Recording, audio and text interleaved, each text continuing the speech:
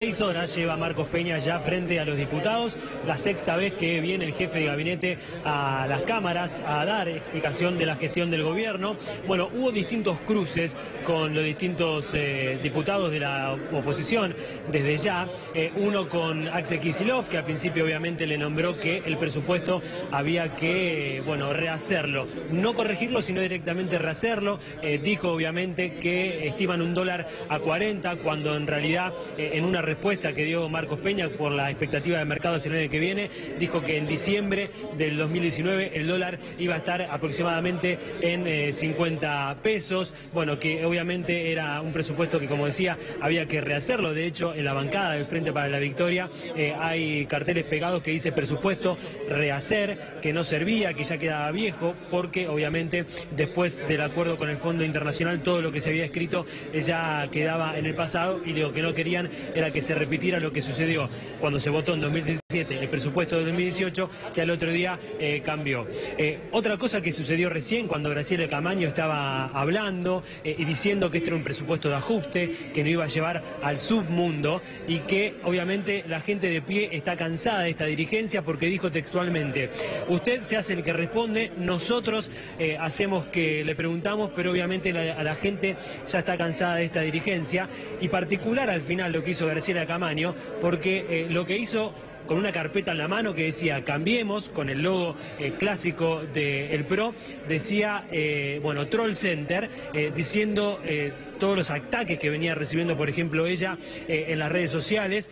Dijo que esto era lo malo de la política. Bueno, se bajó de su banca Graciela Camaño, caminó hacia donde está Marcos Peña, que la miraba sin saber lo que iba a ser la diputada del Frente Renovador, y le entregó esta carpeta en la mano al jefe de gabinete. Por otro lado, Agustín Rossi, que es el que está hablando ahora, lo que dijo era que estaba evadiendo de responder las preguntas que hacía el bloque de Frente para la Victoria. No entendía por qué, porque cada pregunta que hacía un diputado de ese bloque no era respondida, como sí sucedía con diputados de otros bloques, y lo que hacía, dijo Rossi, era ignorar a la cantidad de gente que había votado a el Frente para la Victoria precisamente, y nombró a cada una de las provincias argentinas. Bueno, el resto de los diputados, Iván, Luciana, lo que habló y se centró básicamente, más allá de que le habían acercado 1.200 preguntas a Marcos Peña, es en el tema del presupuesto, ¿sí? En que ese presupuesto no puede ser así votado, que como viene no está bien, que no refleja lo que está sucediendo, que no refleja lo que le pasa a la gente, y obviamente la oposición se basó básicamente en eso, y a otros diputados le criticaron a Marcos Peña, que comenzó hablando no de economía o de política, sino que de seguridad o lo que estaban haciendo en las fronteras contra el narcotráfico. Pero todos los diputados que luego vinieron aquí al Salón de Pasos Perdidos a hablar, se mostraron disconformes con las respuestas de Marcos Peña, y obviamente por su alocución aquí en la Cámara de Diputados. Pero si les parece, compañeros, escuchamos entonces lo que dijo Marcos Peña, un resumen de lo que habló del presupuesto básicamente aquí ante los diputados. Ratificamos el presupuesto enviado. Creemos que el presupuesto enviado tiene coherencia, tiene los valores correctos para poder encarar este camino hacia el equilibrio fiscal que necesitamos como país. Camino hacia el equilibrio fiscal que, por otro lado, justamente nos va a permitir reducir nuestra vulnerabilidad al financiamiento externo, que reiteradamente estos 3 años se ha planteado como una preocupación. Justamente deberíamos ser todos...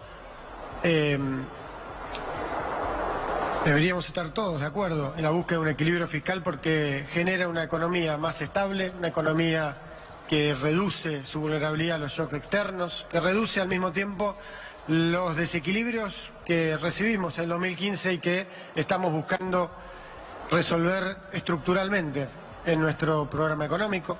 Creemos, por otro lado, que el trabajo de consenso que se ha logrado con los gobernadores argentinos, que se materializa en una adenda al pacto fiscal, que fue un ejercicio muy positivo de acuerdo político para entender desde la responsabilidad que la búsqueda de un mayor equilibrio fiscal, de un mayor federalismo fiscal, transfiriendo los recursos que habían sido concentrados por parte del Gobierno Nacional en épocas anteriores a las provincias, logrando seguir bajando la carga tributaria, que es otra de las prioridades que creemos que es necesaria y que se viene desarrollando. Claro que hay muchas críticas a un presupuesto que difícilmente pueda ser aceptado así como está, y lo han anticipado las estructuras opositoras en relación a la votación cuando se dé tanto en la Cámara Baja como en el Senado de la Nación. Habrá que ver hasta dónde tensa la oposición para que se hagan cambios en ese presupuesto, cuáles o cuántos se abstienen y cuántos van por la negativa.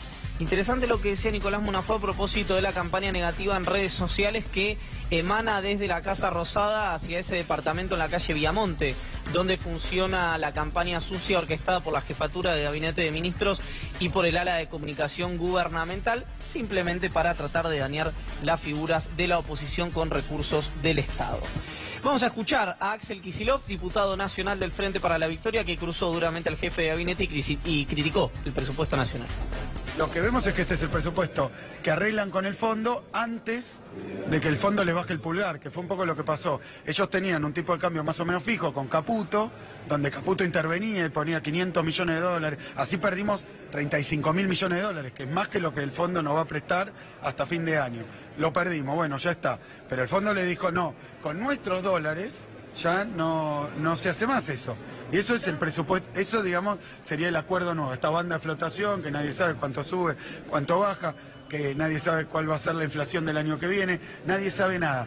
Pero entonces no pueden traernos un presupuesto que diga otra cosa. Y después tiene artículos muy específicos, le saca plata a la Patagonia, le saca de nuevo plata al Banco Nación, le saca plata al Fondo de Garantía de Sustentabilidad, la famosa plata de los jubilados, bueno, liquida 74.000 millones de pesos. Podemos recorrer todo el presupuesto, es un presupuesto de estrangulamiento, no de ajuste a los sectores populares, a las clases medias, obviamente a todos los presupuestos públicos, a la salud, a la educación primaria y secundaria, tiene una evolución negativa de como 30 puntos. ¿Quién puede votar eso? ¿Quién puede votar eso? Si quieren hacer un ajuste, tienen que discutirlo en el Parlamento, porque le sacan a los que menos tienen y le saca a la clase media. Hay un ajuste, como decía el diputado Kicillof, muy fuerte en la parte de educación. Claro, el comentario inmediato que uno puede hacer es recordar cuando el presidente de la Nación decía que con el dinero que se gastaba en el fútbol para todos se podían hacer 3.000 jardines de infantes o 3.000 escuelas.